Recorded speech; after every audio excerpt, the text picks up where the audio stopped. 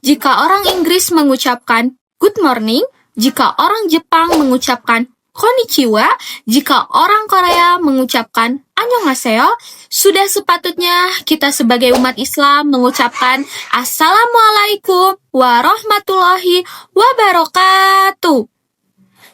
Bismillahirrahmanirrahim.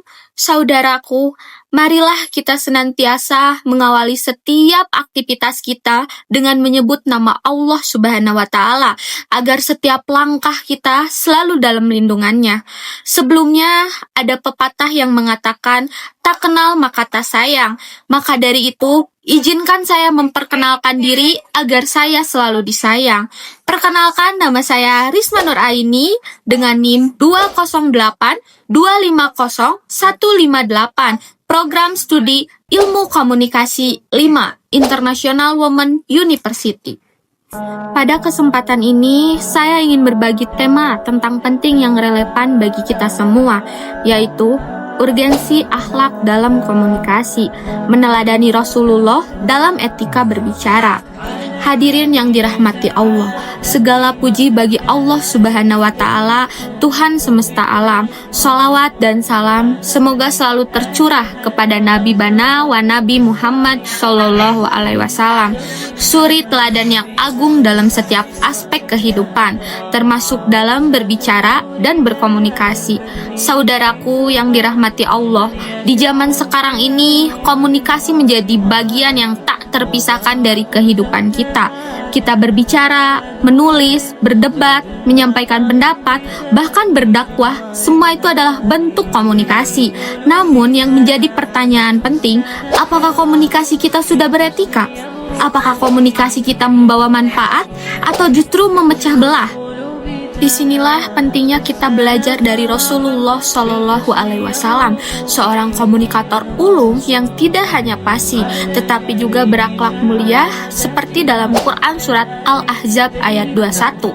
Allah berfirman, artinya, sungguh pada diri Rasulullah benar-benar ada suri teladan yang baik bagimu, yaitu bagi orang yang mengharap rahmat Allah dan kedatangan hari kiamat, serta yang banyak mengingat Allah. Lalu, bagaimana kaitannya dengan kita sebagai mahasiswa ilmu komunikasi? Ilmu komunikasi bukan sekedar belajar menyampaikan pesan, tetapi juga menyampaikan nilai. Jangan sampai kemampuan kita berbicara malah digunakan untuk menyebar fitnah, hoaks, ujaran kebencian, atau manipulasi orang lain. Etika dalam komunikasi itu sangat penting, yang diantaranya 1.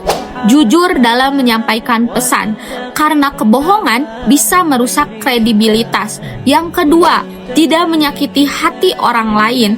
Rasulullah bahkan melarang berkata kasar kepada hewan. Dan yang ketiga, menghindari gibah dan fitnah. Quran surat Al-Hujurat ayat 12 yang artinya, wahai orang-orang yang beriman, jauhilah banyak prasangka. Sesungguhnya sebagian prasangka itu dosa.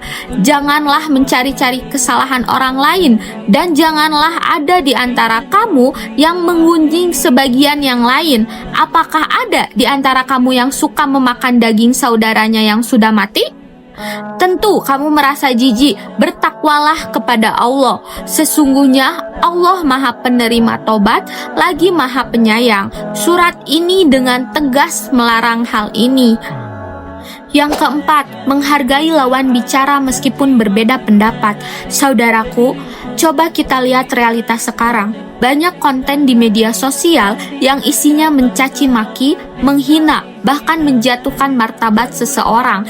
Bahkan dalam debat politik, tidak sedikit orang yang kehilangan akhlaknya karena ingin menang dalam argumen. Ilmu komunikasi digunakan tanpa ruh akhlak. Inilah mengapa kita sebagai mahasiswa komunikasi yang belajar teori, public speaking, retorika di media massa harus juga menanamkan nilai-nilai Islam dalam setiap komunikasi kita. Kita harus menjadi generasi komunikator muslim yang membawa pesan damai, menyatukan umat, dan menyebarkan nilai-nilai dakwah.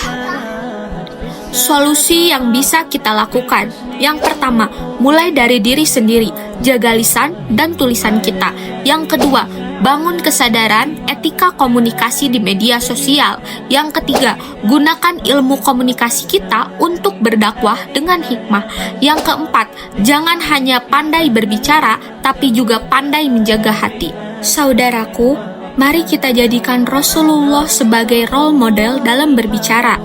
Kita sebagai mahasiswa bukan hanya belajar teori, tetapi juga mengamalkan nilai-nilai Islam dalam komunikasi kita.